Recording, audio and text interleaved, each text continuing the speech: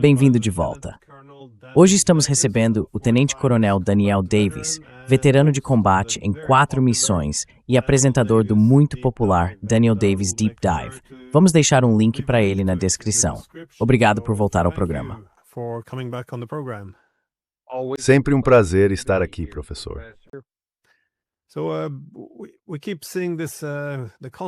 Então continuamos vendo o conflito com o Irã em um fio de navalha. Não está claro se Trump está apenas acumulando recursos militares suficientes para atacar ou se está procurando uma oportunidade para recuar nessa situação. Eu tendo mais para a primeira hipótese, mas fico muito feliz em ter alguém com experiência militar como você, Tenente-Coronel. Poderia nos dar uma visão geral de como está avaliando a situação? Que tipo de equipamento militar os Estados Unidos estão levando para a região e quão ambiciosos são os Estados em relação ao que realmente podem alcançar com isso?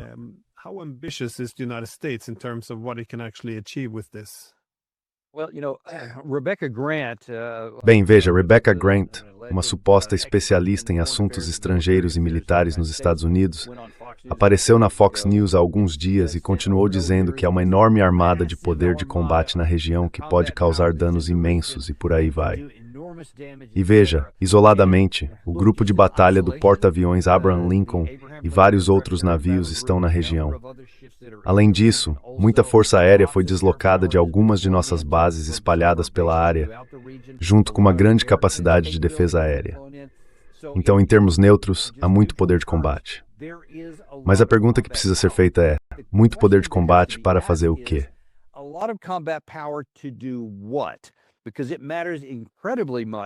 Porque importa enormemente o que você planeja fazer com esse poder de combate. Se você está apenas dizendo, vamos lançar um monte de mísseis lá, acertar em cheio, quebrar alguns dentes, dar um nariz sangrando neles, você pode fazer isso sem problema. Pode fazer isso com relativa facilidade à distância, provavelmente de maneiras que os iranianos não consigam revidar, e assim por diante. Mas se, como Jack Keane disse hoje na Fox News, você quer destruir a liderança civil e militar, toda a Guarda Revolucionária Islâmica, a base industrial de defesa, suas milícias, eliminar sua capacidade ofensiva de foguetes e destruir seu programa nuclear, que supostamente já teria sido destruído, mas vamos deixar isso de lado por enquanto. Então é algo muito diferente.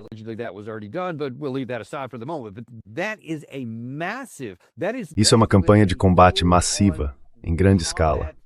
É disso que ele estava falando. Essa lista de alvos e a quantidade de poder de combate a qual Rebecca Grant se referiu não chega nem perto do que seria necessário para cumprir um conjunto de objetivos tão amplo. Quero dizer, seria algo que exigiria 300 ou 400 mil soldados em terra, além de muito mais poder aéreo e naval em toda a região, além de estoques capazes de sustentar o combate por um longo período de tempo. E estou falando de vários meses. Se você não tiver esse tipo de poder de combate na área, se não tiver esse tipo de sustentação já preparada antes de lançar o primeiro míssil, estará se preparando para muitos problemas.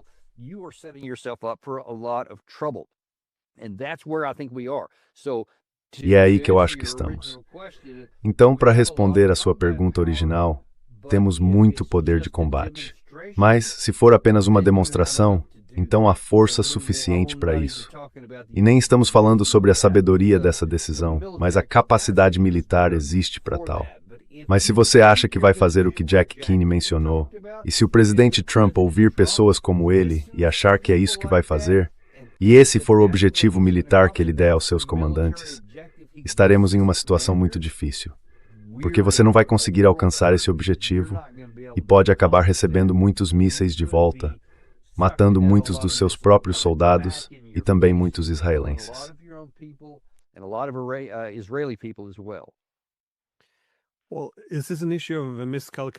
Bem, então isso é uma questão de erro de cálculo? Porque dentro do círculo de Trump e de sua administração, certamente há muitas pessoas que querem essa guerra. Agora, isso não se limita a esse cenário. Sempre que há pessoas que querem ir à guerra, elas a promovem. Elas vendem a guerra como algo que ela não é.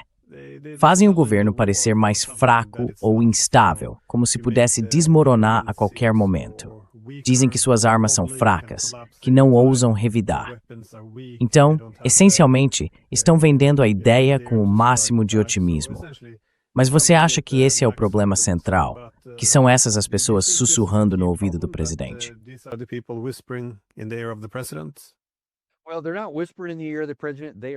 Bem, eles não estão sussurrando no ouvido do presidente, estão gritando no ouvido do presidente.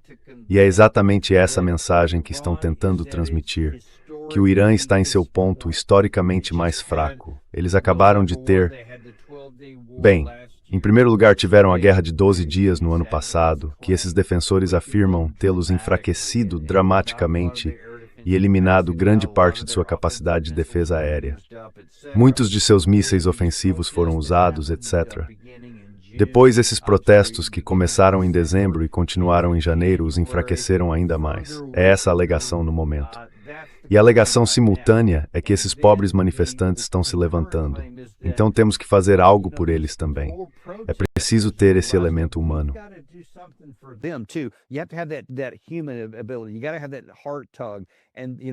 Você precisa ter aquele aperto no coração.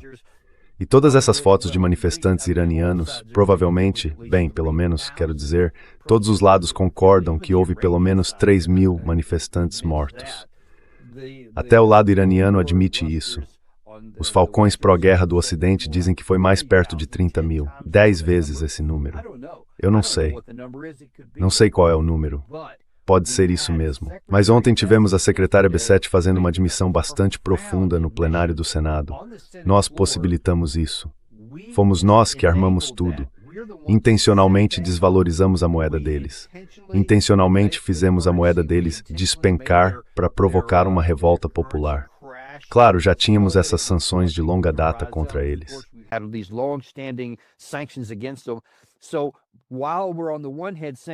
Então, enquanto por um lado estamos dizendo, coitados desses manifestantes, por outro estamos admitindo que fomos nós que atiçamos aquilo. Mike Pompeo admitiu publicamente, e aparentemente a imprensa israelense também, que o Mossad estava atuando lá. Havia todos aqueles terminais da Starlink que foram descobertos, uns 40.000, acho. Então, obviamente, muitos recursos foram investidos especificamente para agitar aquelas pessoas, para fazê-las se levantar, de modo que, quando o regime reagisse da forma que sabíamos que reagiria, já teríamos todas essas imagens prontas para enviar ao público americano e ocidental, para fazê-lo concordar que deveríamos intervir lá. Se você não tem isso, se não tem o apelo emocional, então as pessoas ficariam dizendo, espera aí, o quê?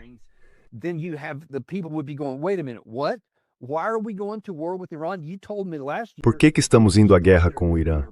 Você me disse no ano passado que destruiu o programa nuclear deles, então não há mais nenhuma ameaça vinda disso. Por que está indo agora? Você disse que seria o presidente que não começaria guerras, que não teria guerras estúpidas. E, no entanto, aqui estamos. Então eles não podem ter isso, precisam ter outra coisa, e agora é aqueles pobres manifestantes. Mas então, curiosamente, a secretária Bessette admitiu publicamente que nós provocamos isso de propósito.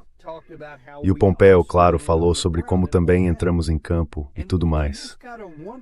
A gente só pode se perguntar o que está acontecendo aqui, quando admitimos que estamos provocando essa situação, enquanto ao mesmo tempo tentamos usar isso como justificativa para lançar uma guerra sem poder de combate suficiente para eliminar algo de que nem sequer precisamos.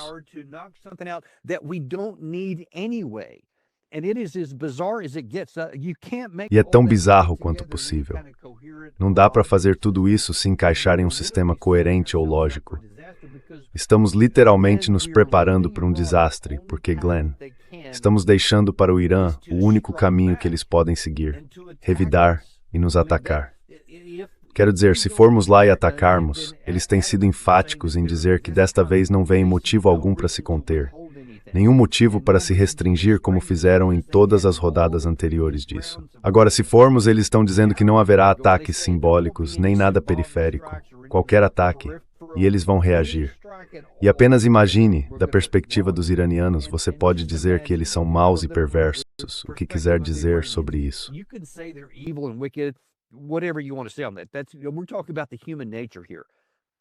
Estamos falando sobre a natureza humana aqui.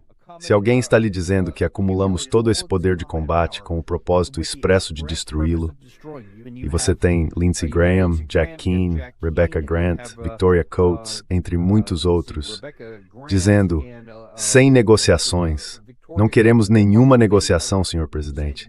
Queremos apenas uma mudança de regime. Então, se você sabe que esse poder de combate existe especificamente para destruir seu regime, você não tem nenhum incentivo para reter nada.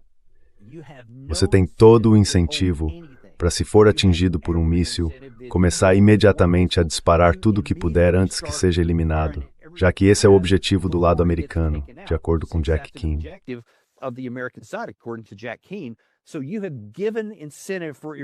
Então você deu ao Irã todos os incentivos para não se conter, para causar o máximo de baixas em Israel e o máximo de baixas entre as tropas americanas em toda aquela região. E veja, simplesmente não temos o poder de combate necessário para levar isso a uma conclusão. Tudo que você pode fazer é atiçar o ninho de vespas. Você pode matar muitos iranianos, pode destruir todo tipo de coisa, disso não há dúvida. Mas não temos a capacidade de sustentação para manter isso por mais de algumas semanas de ataques de alta intensidade. E o Irã, eu acho, pode conduzir uma campanha e mantê-la por provavelmente meses. Eles provavelmente têm esse tipo de capacidade.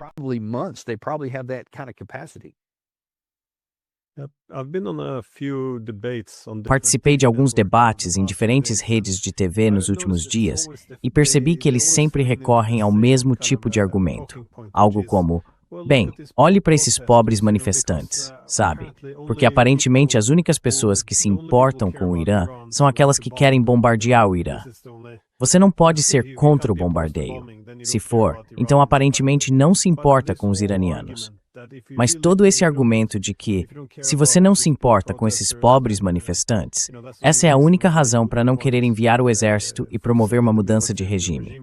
Claro, como você destacou, o ponto essencial é que todo o argumento desmorona quando Glenn Deasing observa que fomos nós que instigamos esse protesto.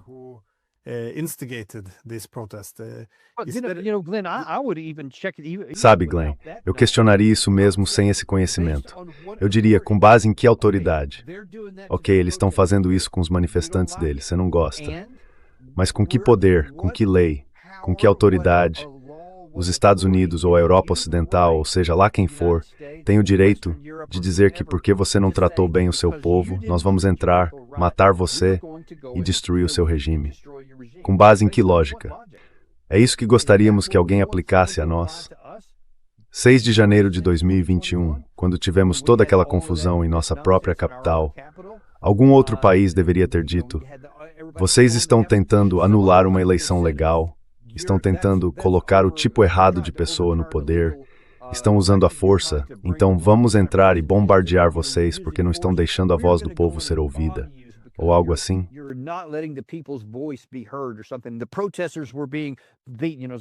Os manifestantes estavam sendo, você sabe, há todo esse conflito acontecendo, ou algo acontecendo em Minnesota, ou muitas das coisas que ocorreram até mesmo na Europa nos últimos 5 ou 6 meses. Muitos manifestantes aparecem. Então algum outro país, a China talvez, deveria estar disposto a intervir e dizer: ei, vamos ajudar esses pobres manifestantes que vocês estão espancando, ou algo assim, e vamos interferir nisso usando poder militar letal. Obviamente, nós diríamos não a isso. Mas não dá para continuar com esse duplo padrão grotesco de dizer: temos o poder, então vamos matar quem quisermos, e usaremos os critérios que quisermos quando alguém fizer algo de que não gostamos. E ninguém poderia fazer isso conosco quando circunstâncias semelhantes existirem aqui.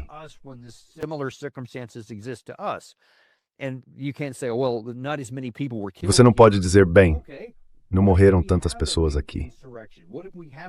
Ok, e se tivermos uma grande insurreição? E se tivermos uma grande no futuro? E se houver uma revolta significativa com centenas, possivelmente milhares de manifestantes, com muitos confrontos em que pessoas possam morrer? Diríamos então que a China ou a Rússia podem entrar e intervir para ajudar esses pobres americanos que estão sendo mortos pelas autoridades legais? Eles deveriam intervir então? Você realmente quer criar uma situação em que no futuro a nossa própria lógica possa ser usada contra nós? Quero dizer, obviamente, a resposta é não. Ninguém pensa nisso, porque acho que eles simplesmente não se importam. Então, com a admissão de Glenn Dizem, isso se torna ainda mais absurdo. Mas mesmo sem isso, ainda é realmente problemático.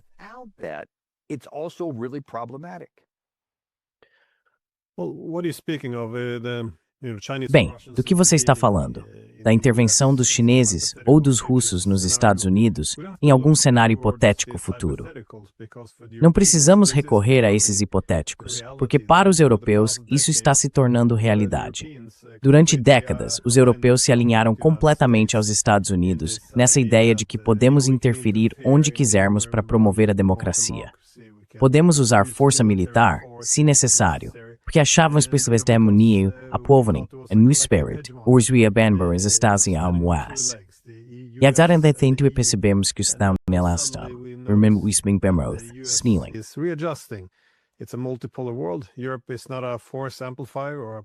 A Europa não é um amplificador de força, nem uma prioridade. Então, de repente, agora a Europa está de fora. E vemos os Estados Unidos se referindo, sabe, àquelas pessoas que não foram atendidas na Groenlândia. Talvez possamos usar força militar para tomá-la. E de repente os europeus ficam indignados, dizendo: "Ah, meu Deus, o que aconteceu com o direito internacional? Precisamos de regras." Eles ainda apoiam totalmente a Síria, o Irã, todas essas outras guerras ilegais. Mas quando percebemos que estamos de fora novamente, isso não está tão distante no futuro. A distribuição de poder não é mais unipolar. Então isso pode acontecer bem em breve, na verdade.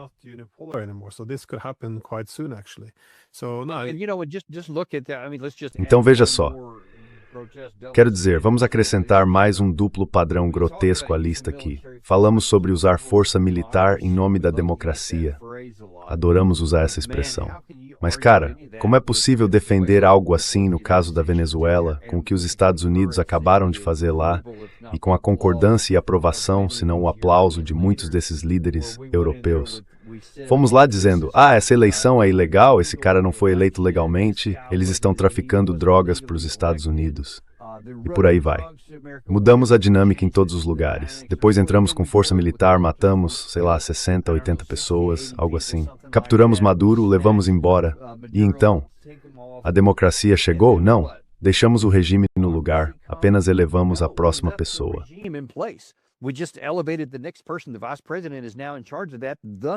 O vice-presidente agora está no comando disso. O mesmo regime, o mesmo exército, tudo igual àquilo que vocês afirmaram não ter sido eleito legalmente. Agora está tudo bem. Nenhum problema, desde que continuem nos dando dinheiro do petróleo. Quero dizer, isso apenas revela que não tem absolutamente nada a ver com democracia. É política dura. Eu vou pegar seus recursos e você vai me entregá-los, ou eu vou lato o próximo líder, etc. E ninguém fala nada sobre isso. Ninguém quer se levantar e dizer isso em voz alta. É tão grotescamente óbvio que não temos nenhum padrão. Não há moralidade, não há direito internacional, não há ordem baseada em regras, a não ser a de que o poder faz o direito. Se eu tenho poder, posso fazer o que quiser, e você não pode. E é aí que estamos hoje. Parabéns, Ocidente.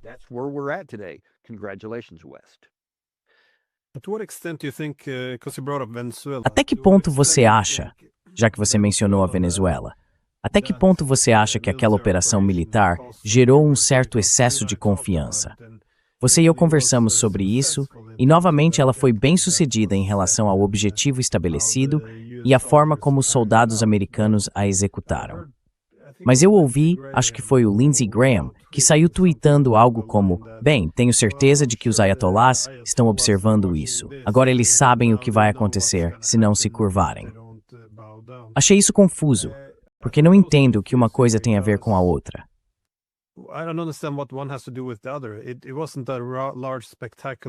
Não foi uma guerra grande e espetacular envolvendo toda a Marinha.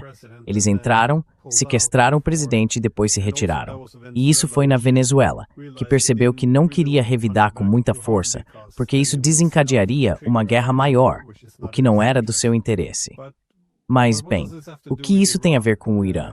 Eles vão entrar, sequestrar o líder e levá-lo de volta aos Estados Unidos? É difícil ver o que uma coisa tem a ver com a outra. Estamos falando de algo muito diferente. Isso seria uma grande guerra. Então, a arrogância não parece justificada, eu acho.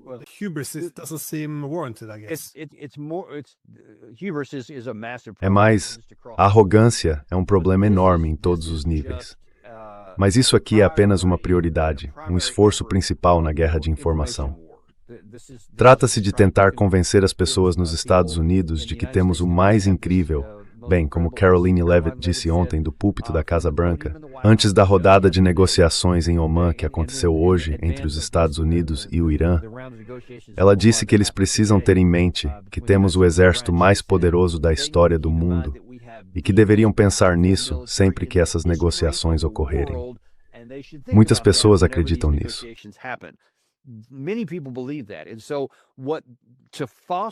E então, para fomentar essa crença, precisamos defender a ideia de que o que fizemos na Venezuela foi uma obra-prima da arte militar que só os Estados Unidos poderiam realizar e que vocês não podem fazer nada para nos deter.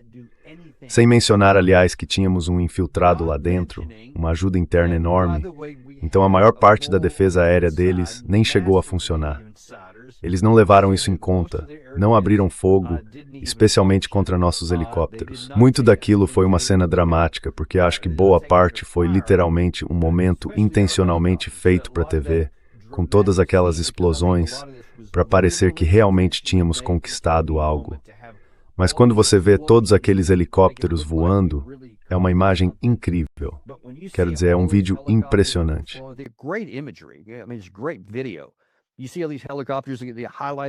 Você vê todos esses helicópteros destacados contra explosões ao fundo, as chamas, tudo. E eu tô te dizendo, tantos helicópteros voando tão baixo, alguém com um AK-47 poderia simplesmente crivá-los de balas e derrubar metade deles com fogo vindo do solo, se tivessem sido atacados.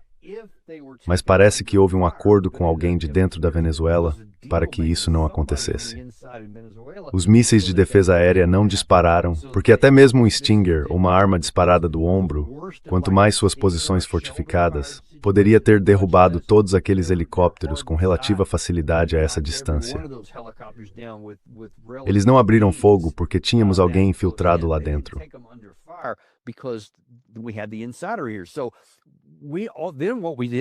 Então, o que fizemos foi simplesmente pousar, pegá-lo, porque havia um acordo feito internamente.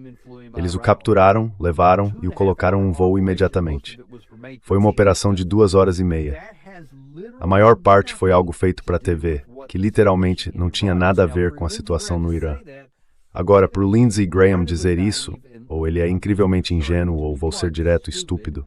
Ou então, a intenção dele não é fazer o povo iraniano ou seus líderes pensarem nada, mas sim fazer o público ocidental acreditar que somos tão poderosos assim, e que sim, aqueles iranianos deveriam estar muito assustados.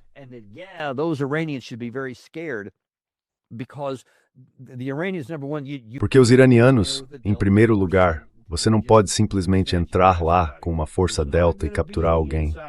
Não vai haver ajuda interna desta vez, garanto a você. E muito diferente das Forças Armadas venezuelanas, as Forças Armadas iranianas demonstraram ter capacidades profundas em guerra de mísseis. Provavelmente são melhores em defesa aérea do que nos fizeram acreditar. Vamos descobrir, eu acho. Não é algo extraordinário. Pode ser que sorts reduzidor respecto ao métodos. A gente bem em cor minimizar isso. What our capabilities have, so I don't want to minimize that either.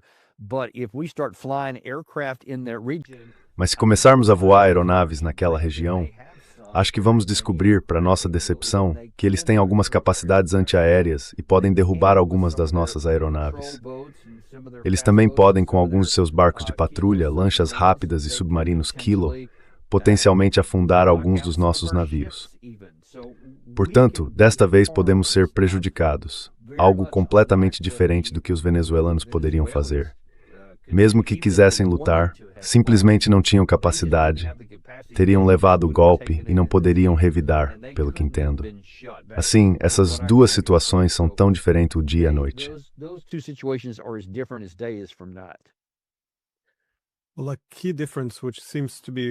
Bem, uma diferença fundamental, e isso parece ser um dos erros de cálculo de Trump, é a ideia de que eles podem realizar um ataque limitado. Acho que os venezuelanos estavam dispostos a levar um golpe e se afastar disso sem mais sofrimento. Mas, para os iranianos, se você permitir que os Estados Unidos entrem e façam um pequeno bombardeio, com o propósito de degradar o governo, enfraquecer ainda mais o país e, é claro, prepará-lo para futuros bombardeios. O objetivo é enfraquecer o país, tendo agora como meta final, de forma muito explícita, a mudança de regime. Mas em um país como o Irã, com uma mudança de regime, não há um regime substituto. Ninguém consegue unificar o país. Não se trata apenas de derrubar o governo.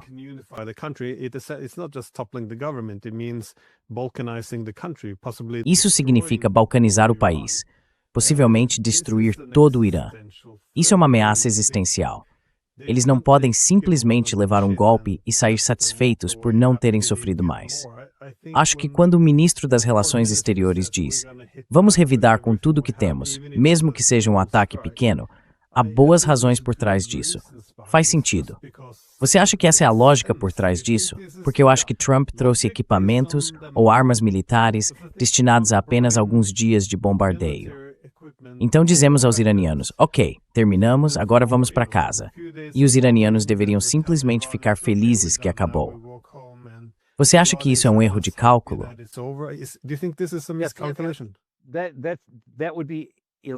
Isso seria ilógico se fosse isso que ele estivesse fazendo.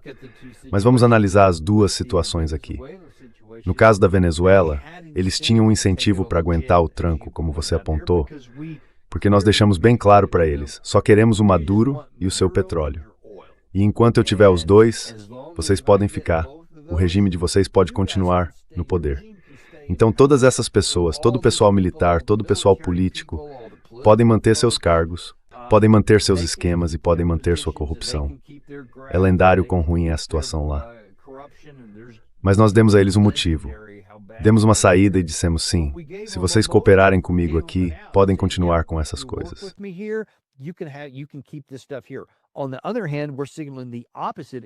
Por outro lado, estamos sinalizando o oposto no Irã. Estamos dizendo que vocês nem podem continuar existindo, que nenhum de vocês pode permanecer no poder. Então, se Trump realmente tem em mente que vai encenar uma demonstração, explodir um monte de coisas e depois ir embora e de alguma forma chamar isso de vitória, ele sabotou suas próprias chances ao comunicar que a mudança de regime é a única opção. O que quer que pudesse ter sido possível se eles tivessem dito, tudo bem, estamos dizendo isso publicamente, mas em particular estamos avisando que só vamos fazer uma demonstração, já se perdeu.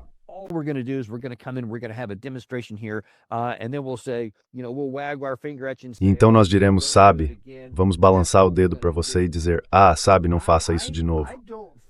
Mas é só isso que vamos fazer. Eu não acho que o lado iraniano acreditaria, em primeiro lugar, que é só isso que vamos fazer. E quero dizer, eles seriam tolos se acreditassem em uma palavra disso. A única coisa que consigo imaginar, tentando me colocar na posição deles militarmente, é que eu esperaria que você estivesse mentindo para mim, como já fez tantas vezes. Então eu não poderia confiar em você nem um pouco. E a probabilidade é que, como eu sei que muitas dessas pessoas realmente querem me ver morto, eu diria, certo, vou usar tudo que tenho enquanto ainda posso.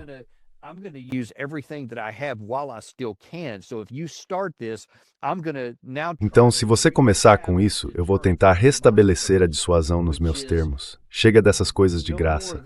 Chega de assassinar Soleimani e quase nada ser feito a respeito. Chega de destruir nossa embaixada como Israel fez na Síria. Chega de assassinar pessoas nas nossas fileiras. Chega de assassinar nossos líderes em seus apartamentos com suas famílias. Chega de assassinar nossos cientistas e assim por diante. Porque se nada acontecer, isso nunca vai parar. Agora, se você atacar qualquer coisa, vamos tentar restabelecer a dissuasão para garantir que você pague um preço, um nariz sangrando, que o seu povo morra e que suas cidades sejam atingidas aqui em Israel. Então veremos como você quer lidar com isso.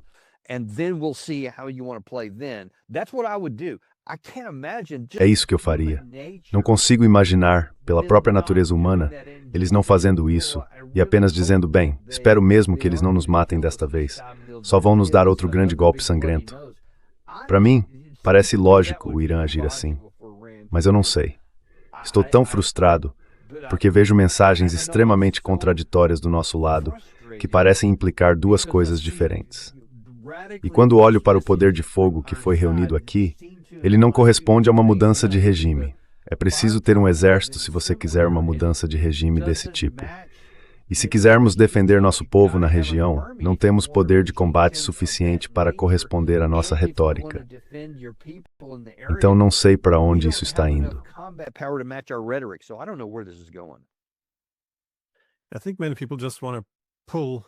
Acho que muitas pessoas só querem ser puxadas para essa guerra, porque uma vez que ela comece, pelo menos as intenções estarão voltadas para derrotar o Irã. E então talvez as capacidades venham depois. Então acho que estão subestimando as capacidades existentes apenas para fazer a guerra começar. Mais uma vez, querem fazer a guerra parecer fácil. Você será recebido com flores e, claro, lidará com as consequências depois. Mas, novamente, em termos de falta de confiança, Wissers, acho que esse ponto às vezes é ignorado pela liderança política, não apenas nos Estados Unidos, mas também na Europa.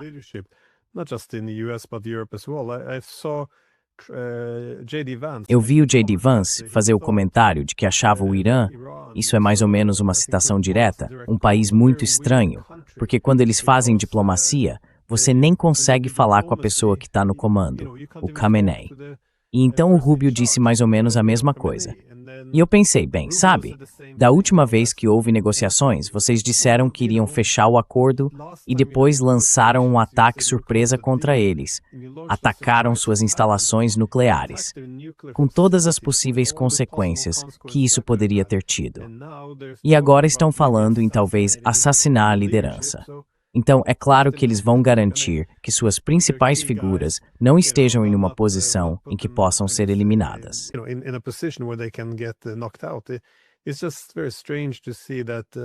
É muito estranho ver que a suposição é de que haverá confiança simplesmente porque dizemos que não vamos fazer isso. Mas sobre a questão da dissuasão, você acha que isso é algo que não está sendo devidamente valorizado? A necessidade de restaurá-la? Porque no contexto europeu, eu sempre ressalto que é isso que vai levar os europeus a uma guerra direta com a Rússia.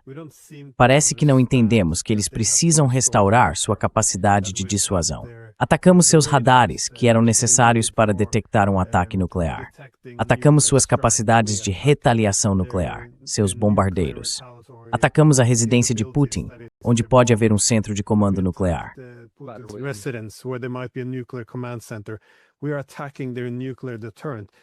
Estamos atacando o dissuasor nuclear deles.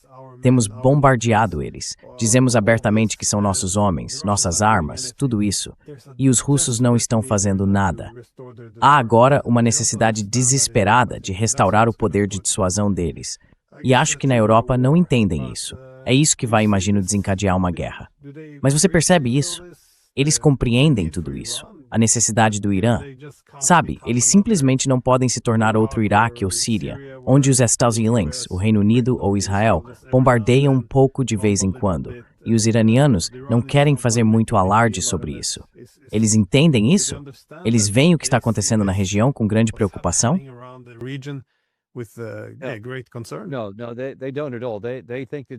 Não. De jeito nenhum. Eles acham que isso vai ser como, quero dizer, eu acabei de listar toda aquela série de coisas que os Estados ou Israel ou ambos fizeram contra o Irã ao longo dos anos. E na verdade dá para voltar décadas antes disso, quando todo tipo de gente continuava sendo assassinada, quando ataques cibernéticos destruíam um monte de coisas e literalmente nunca houve nenhum tipo de retaliação real por parte do Irã. Então eles acreditam que isso sempre será assim. Ninguém sequer pensa em termos de o Irã vai ou deveria restabelecer a dissuasão, porque ela simplesmente não existe agora. Nós não somos dissuadidos de nada, porque não há consequência alguma para nós.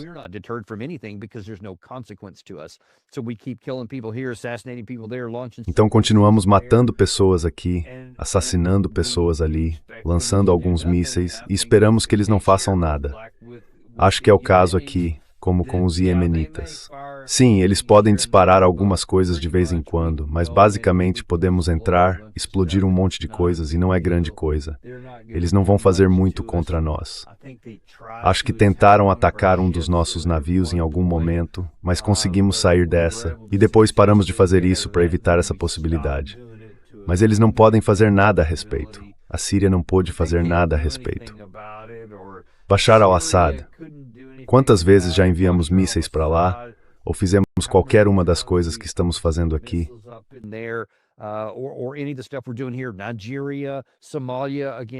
Nigéria, Somália novamente. E recentemente voltamos à Síria com mais alguns ataques anti-ISIS que reivindicamos. E não há consequência alguma por nada disso. Então nunca verá. Essa é a crença. E acho que também há a crença de que o Irã não consegue fazer isso e que não vai fazer. E se tentar, não vai ter sucesso, porque... E ouvi isso de algumas fontes diferentes nos últimos dias, de pessoas de altíssimo escalão. Acreditamos, nos níveis mais altos, que nossa defesa aérea vai funcionar. Não sei por que pensam isso. Quando fizemos demonstrações com as melhores defesas aéreas integradas em Israel, que os Estados Unidos e Israel juntos conseguem montar, aquilo passou direto por elas.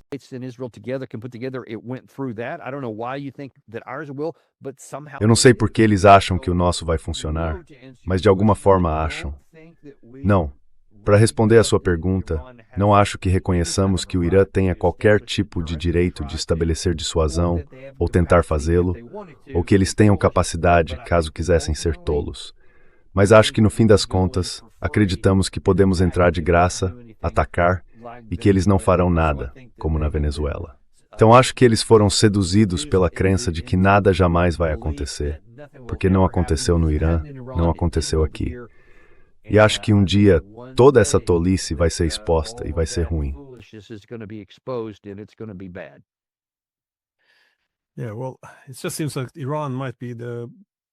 É bem, parece que o Irã provavelmente é o pior país da região para atacar. Além de ser grande, é poderoso e vê isso como uma ameaça existencial, o que significa que vai lutar até o fim. Mas sabe, eu estive lá em maio, em Tehran, com Alistair Crook, George Galloway, Max Blumenthal e outros. Uma das coisas que mais me marcaram foi a profunda cultura do martírio. Quero dizer, não quero comparar demais com os Estados Unidos, mas nos Estados Unidos existe essa forte cultura do viver livre ou morrer. Essa ideia de que não vamos viver de joelhos, preferimos lutar e morrer. E os iranianos também têm uma cultura de martírio muito poderosa. Simplesmente não os vejo aceitando qualquer tipo de subordinação ou posição humilhante. Parece que são as últimas pessoas com quem você iria querer lutar.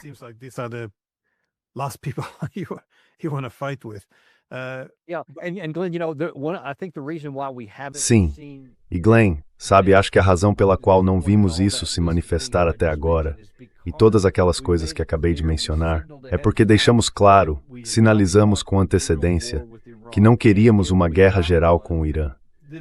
E se isso acontecesse, eles sabiam que poderíamos lançar uma quantidade imensa de poder de fogo sobre eles, de todos os lados, causando danos massivos. Então eles tinham um incentivo para aguentar o tranco algumas vezes. Suportar os mísseis, a destruição da embaixada, o assassinato de pessoas, porque podiam sobreviver a isso. Podiam viver para lutar outro dia.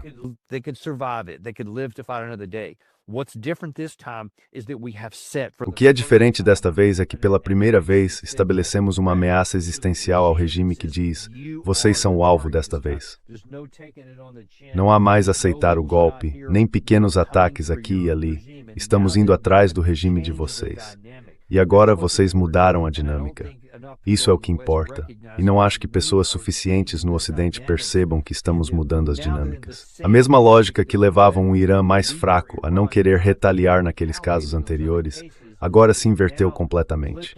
E a única escolha que eles têm é revidar com tudo o que têm. Caso contrário, o regime vai morrer. E não acho que entendamos que mudamos as condições para isso.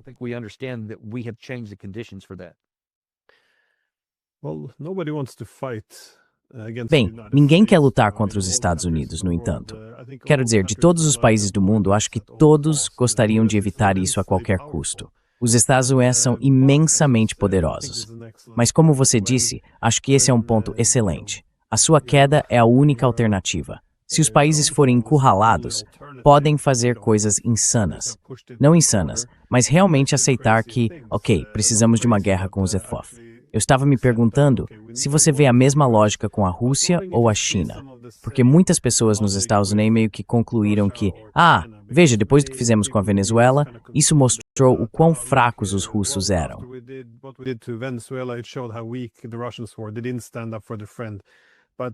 Eles não defenderam o amigo deles. Mas sabe, não acho que alguém tenha sugerido que os russos fariam isso.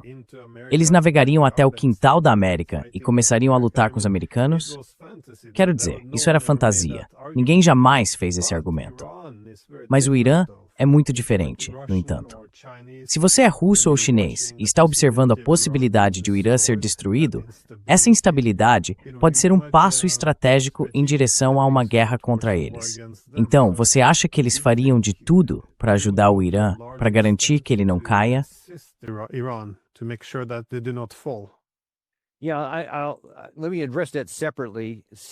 Sim, deixe-me abordar isso separadamente, em segundo lugar. Mas primeiro, quero destacar algo que também considero importante, e isso é do ponto de vista iraniano. Acho que eles prestaram atenção ao Hezbollah no ano passado, ou há cerca de um ano, quando os israelenses estavam atacando. Claro, eles entraram em um conflito direto. Israel realmente invadiu o sul do Líbano e realizou esses ataques. Naquela época, afirmava-se que o Hezbollah tinha mais de 100.000 foguetes de vários tipos, alguns deles muito bons, e que poderiam saturar os sistemas de defesa aérea de Israel se quisessem, causando danos profundos.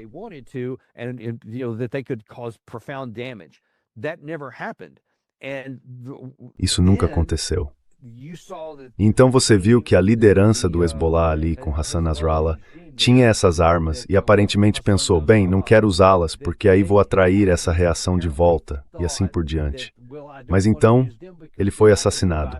Todos os seus principais aliados, quero dizer, eles quase decapitaram toda a organização.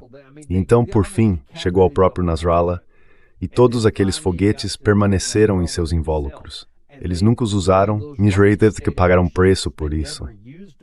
Escolhe que eu exatamente repetir isso. E que não.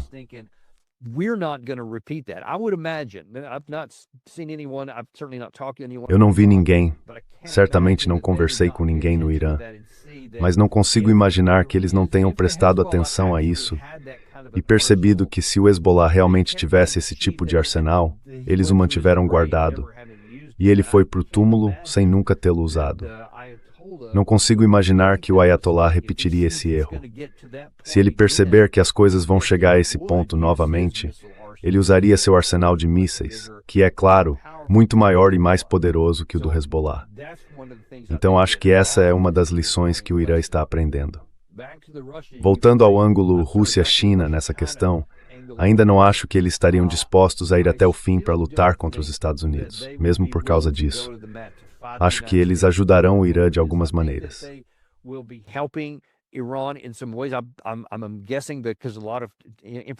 Estou supondo que seja porque muitos voos partiram de ambas as capitais para Teherã. Então só nos resta adivinhar e imaginar o que realmente há neles. Mas tenho certeza de que estão ajudando com tecnologia, talvez capacidades de defesa aérea, sabe? Para lhes dar uma capacidade mais robusta de se defenderem. Mas mesmo que o Irã caia, não consigo imaginar que eles iriam à guerra com os Estados Unidos, porque o custo seria astronômico e, você sabe, envolveria armas nucleares. Então não acho que nenhum dos dois queira fazer isso. Mas também não consigo imaginar que eles aceitariam isso passivamente e simplesmente diriam: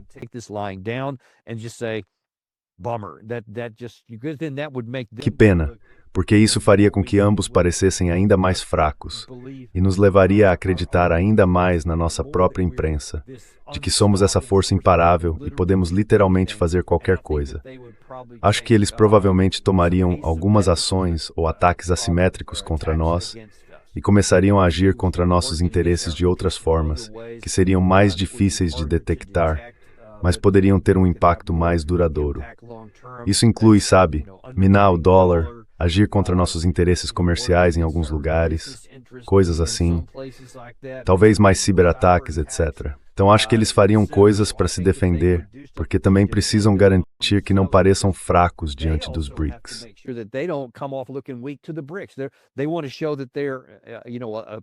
Eles querem mostrar que são, você sabe, uma alternativa poderosa, economicamente e em termos de estabilidade.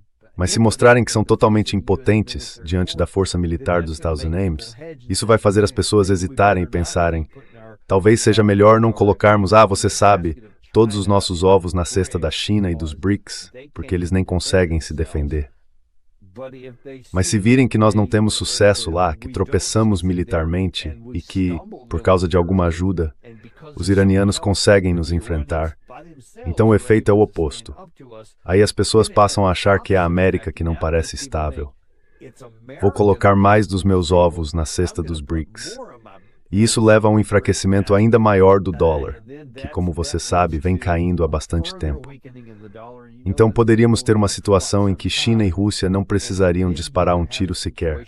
Poderiam simplesmente nos ver nos autodestruir.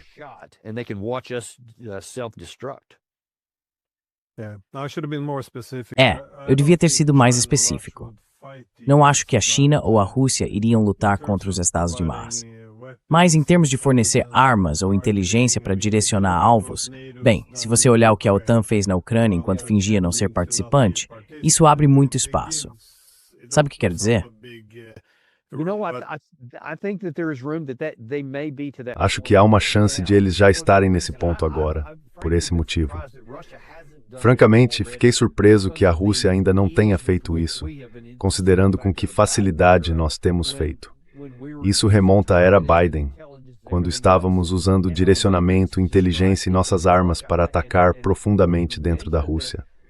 E Putin mencionou que eles não se sentiriam mais limitados em relação a inimigos potenciais se fizéssemos isso. E nós fizemos. Até agora ele não tomou nenhuma atitude a respeito. Mas sabe, ele pode acabar dizendo, o que é bom para um é bom para o outro, e decidir fazer o mesmo.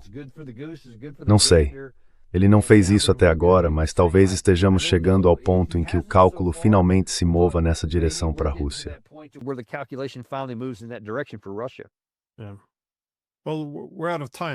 Bem, nosso tempo acabou. Então deixe-me fazer uma pergunta bem curta. Apenas sim ou não? Podemos evitar a guerra se as negociações forem bem-sucedidas, mas existe, quero dizer, a menor chance possível de que algo realmente possa ser alcançado nessas negociações. Ouça, não há negociações que precisem acontecer para que haja sucesso.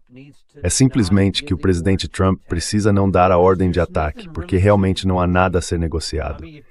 Quero dizer, se você quiser ter algo apenas para que Trump possa reivindicar algum tipo de sucesso, então o Irã está disposto a dizer, faremos algo sobre o reprocessamento. Só reprocessaremos até uma certa porcentagem, seja o que for. Isso é por matter que os inspetores voltem ao argumento e sim. It's very currency stirred. Isso já em discussão. Então, isso não se quer to be.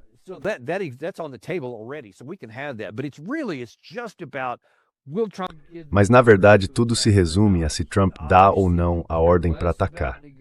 Ele, obviamente, não se importa nem um pouco com negociações. Quero dizer, já fizemos isso no passado. Fizemos isso em 2025, quando atacamos. Tivemos, acho, 5 rodadas de negociações e a 6ª já estava planejada. Mesmo assim, entramos em ação, então ele se importa ainda menos com isso. Você deve se lembrar, quero dizer, foi cerca de 36 horas antes do ataque, que ele disse, bem, vou dar a eles 2 semanas de negociações. E claro, ele nunca quis dizer nada daquilo. Então não dá para confiar em uma palavra do que o presidente Trump diz quando se trata de negociações. Mas no fim das contas, tudo se resume ao cálculo. But it does come down to the calculation. If he recognizes that the cost Se ele reconhecer que o custo seria alto demais e as chances de sucesso muito baixas, ele pode mudar de direção num piscar de olhos, não ordenar isso e ainda sair por cima ao conseguir algumas negociações. Mesmo que isso irrite pessoas como Jack Keane, Mike Pompeo, Lindsey Graham, todos esses que defendem apaixonadamente a guerra, eles vão ficar irritados, não vão desistir, vão tentar de novo mais tarde e vão ranger os dentes. Mas o presidente Trump pode dizer não a eles. Então há essa esperança. Bem, muito obrigado pelo seu tempo e por compartilhar suas percepções. Eu estava realmente ansioso por essa conversa com você, pois precisava de uma perspectiva militar sobre isso. Então, muito obrigado, sempre um prazer. Muito obrigado mesmo. Always my pleasure. Thanks ever so much.